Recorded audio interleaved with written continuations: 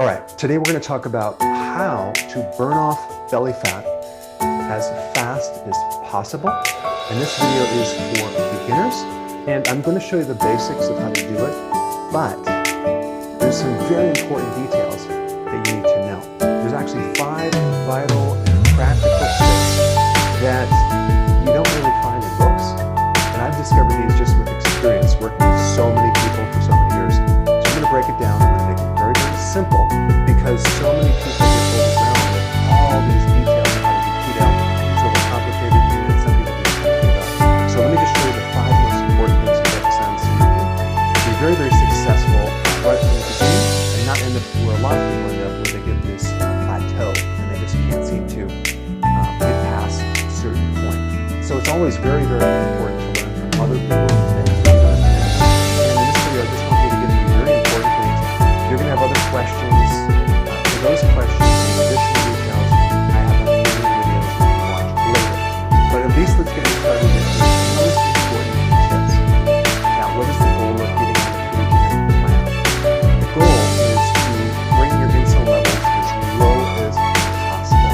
That is the goal. When insulin levels are low, you have maximum fat burning, you have maximum ketosis. Ketosis is the state of producing ketones. Ketones are the byproduct of fat burning. And so the more ketones you generate, the more fat you're going to burn. And the faster you're going to lose your midsection. Now, at the very top level of keto, we have these macros. We have carbohydrates, and you want to keep your carbs between, people say between 30 and 50 grams, but I'm going to tell you keep them below 20 grams or less, especially if you want to speed things up. And then we have protein. We want to keep that between 3 to 6 ounces of protein per meal, but that varies depending on your size and your metabolism and your age and how many meals you're consuming. If you're just doing OMAD, 1 meal a day, obviously you're going to be doing more protein. If you're a bodybuilder, if you're exercising a lot, you're going to need a little bit more. But for the average person, just consume the amount of protein per meal the size of the palm of your hand. Okay, that's it. I just want to keep it really, really simple. Now, as far as fat goes, you're going to be consuming 75% of your calories of fat. Now, what does that mean, 75% of your calories? How much is that in grams or ounces? So for this video, I'm not going to get into the complexities of measuring different grams to get your macros. So when I explain the tips, you'll understand how much fat you'll need. All right, tip number 1, instead of counting your grams of carbs, it's going to be much easier to consume certain carbs that you don't have to count, okay? And I'm talking about leafy green vegetables, salads. Because this is mostly fiber and the insulin response is almost 0, because fiber is the only carbohydrate that does not affect insulin. So when we're talking about salad, we don't have to be counting carbohydrates. In fact, I want you to consume a larger amount of salad. I want you to consume at least 7 cups of salad per day. It's not hard to do that. And one little tip on this point with salad to make it easier to consume is we use a salad cutter. So we actually cut the salad down. So we have this bowl of salad, and then we cut it down, and it just makes it even smaller and it's easier to consume. So instead of trying to be overwhelmed with all these carbs, just use vegetable carbohydrates, okay, like salad, and don't even worry about counting your carbs. And you can put other things on it as well, like feta cheese. Definitely put the olive oil or vinaigrette, and just make sure your salad dressing has, like, I don't know, 1 or less carbs, okay? There are so many salad dressings that are out now that are virtually carb-free, but there's so many other salad dressings that are just loaded with sugar, and that could be a hidden problem. Now, why do we want to consume all this salad? Well, keto is all about being low carb, right? Keto doesn't emphasize adding more nutrients. The type of keto that I always recommend is the healthy version of ketosis. So we're not only reducing insulin, we're enhancing nutrients so you can actually be healthier at the end of the day. There's huge benefits of lowering your carb, but there's also huge benefits of having nutrient-dense foods.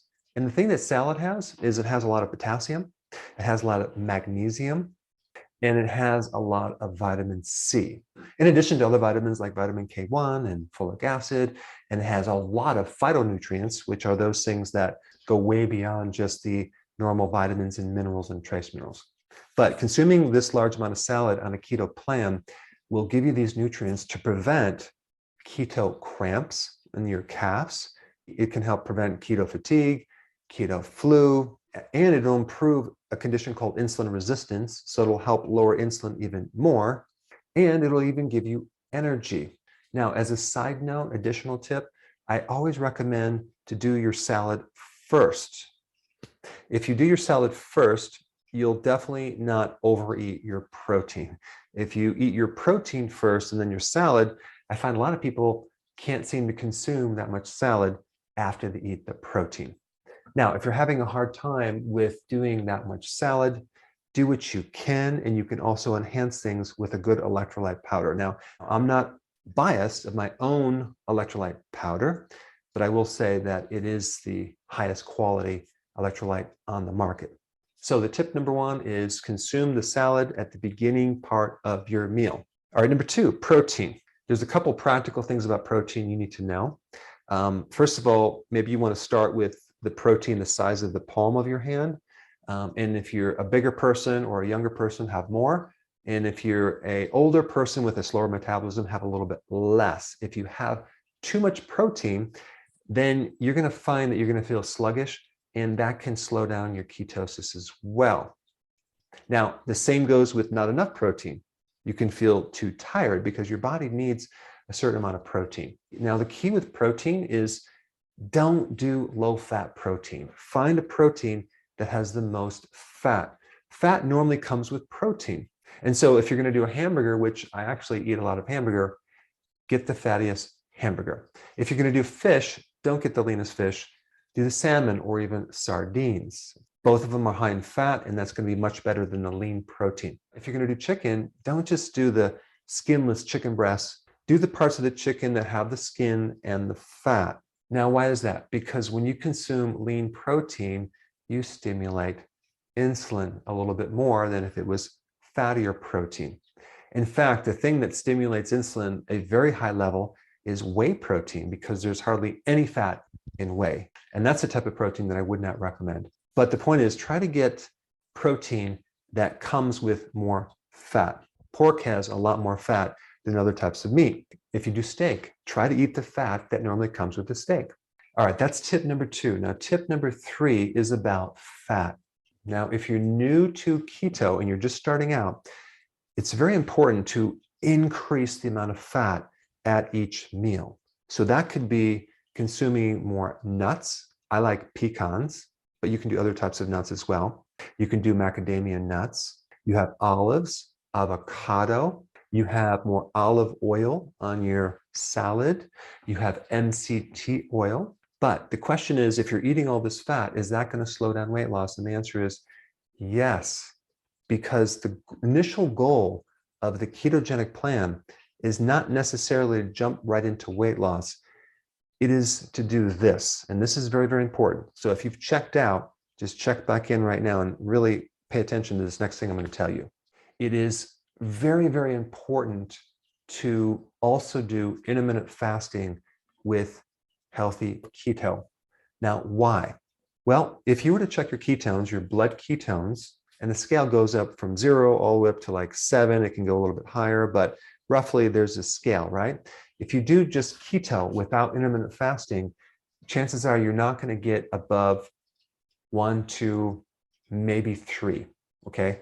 Your level of ketones. The higher, the more ketosis, the deeper fat burning you're going to be in, and the lower in the scale, the less you're going to be into ketosis. So if you wanted to get your numbers like 4, 5, maybe 6, you need to add intermittent fasting and potentially even exercise, but we're not going to talk about exercise right now. We just want to talk about intermittent fasting. So the combination of low carb and intermittent fasting together is really powerful if you want fast results getting rid of your belly fat. And to do that very easily, we don't want you to have an appetite. We don't want you to be hungry all the time. We don't want you to have cravings. So the first strategy or tip to do this is to add more fat to the meal so you can go longer without eating. So you can start your intermittent fasting pattern. So the first goal is not to eat breakfast, okay? To go as long as possible. And then have your first meal about 12 and your second meal at 6. And then over time, you'll squish these two meals closer and closer and closer. And for some people, you're just going to like eliminate the lunch altogether and just do the dinner. So you're doing one meal a day, which is called OMAD. Now, when you eat this fat at the meal, you're going to be very satisfied, okay? And within 2 to 3 days, you're not going to be hungry at all. You're going to lose your appetite. Why? Because you're able to fast longer and you're going to be more into ketosis. So in other words, your body is going to start burning your own fat, which is a new concept for a lot of people. But here is the next point. Don't eat if you're not hungry. So many people screw this up because they're doing this robotic. They're told this is how many meals that you need to have per day, and they're doing low carb, but they're not losing weight, and they're eating when they're not even hungry. Huge mistake. If you're not hungry, don't eat. Why would you want to screw up your fat burning?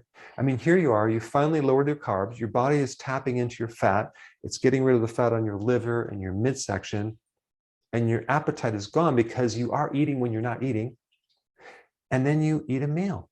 And now you're going to be hungry a little bit later because every time you eat, you pop yourself out of ketosis regardless of what you eat, just because eating triggers insulin. And high insulin blocks the state of ketosis. This is why we do intermittent fasting, and this is why this rule is so important. So as soon as you start getting into this adaptation where you're burning your own fat and your hunger goes away, the next meal, you start cutting down your fat. This MCT oil, the extra nuts. Why would we want to do this? Because, and this especially applies if you have a slow metabolism. If the body has a choice between dietary fat and its own fat, it's going to go after and burn the dietary fat before your own fat. And what we're trying to do is to get you to burn off your own belly fat. And so you don't want to go crazy with too much fat while you're in the middle of this plan. In the very beginning part of ketosis, you want to increase fat. And at the very end of this cycle, when you reach your goal, that's when we also want to increase your fat, but not in the middle of this program where you're just in fat burning and you lost your appetite, you're not craving, everything's going great. You don't have to add a lot of fat. You just want to have the fat that normally comes with the protein. Now, you definitely don't want to go low fat, but just don't start adding all this additional fat unless you have a high metabolism.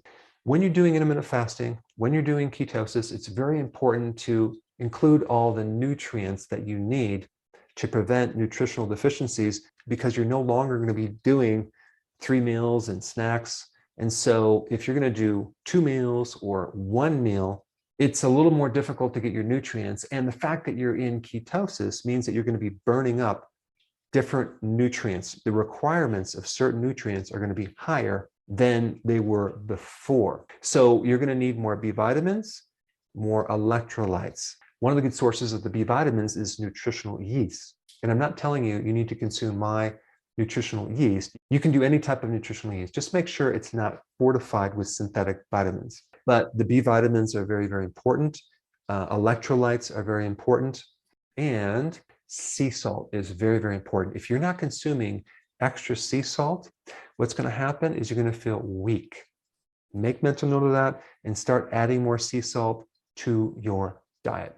Now, if you're consuming a large salad at that meal, the need for electrolytes will not be as great because you're going to be getting potassium and magnesium and other minerals as well. All right, number 5, we want to make this a lifestyle change. We want this to be enjoyable. The fact that your cognitive function is going to improve, your energy is going to improve, your mood is going to improve, and your belly is going to shrink is all going to make you happier. You're going to feel better. But a lot of people miss all these kind of pleasure foods. And so there's a couple things that I include after a meal that you might want to also include. And one is a low carb chocolate. You can do Lily's chocolate. There's a lot of other chocolate products that you can consume that have low carb, but I tend to do a little chocolate after my first meal. Not a whole bar, I might have a half a bar, and it's actually quite pleasurable. The other thing you can do, not every meal, but maybe a few times a week, is to make some really cool keto desserts and have one of those at the end of the meal. It's very, very pleasurable, very enjoyable, and I will put a link down below of those recipes. And that way you can look forward to having some healthy version of a dessert. So at this point, if you do these basic things, these 5 things, you're going to notice some considerable results, but you're going to still have questions. And I have a lot of videos on the questions that you have, but I don't want you to get overwhelmed with all these details and lost in the woods. I want you to keep it really, really simple and just jump in without having to learn an entire book of details. In fact, I just recommend that you start right now while it's fresh in your mind. And so if questions come up, just do a search. I have a video for every single question you have. But there's 2 more things I want to mention. If something is working, don't change anything. So many people go along and they're getting great results, and then they change something. Why did you change something? It was working. Just keep going. But on the flip side, if something's not working, then you need to change something. And for that information, I have a lot of videos on plateau, and I'll put some links down below. You can save those and then watch them when you need them. And the last point, and probably the most important point, is this concept of you don't lose weight to get healthy. You have to get healthy to lose weight. It's get healthy first, then the weight loss comes. And that's what we're trying to focus on, the healthy version of ketosis. So to get healthy and keep this really, really simple, I created a very short playlist of step 1, 2, and 3 that I want you to watch right now. Check it out, get started immediately, and send me your success story.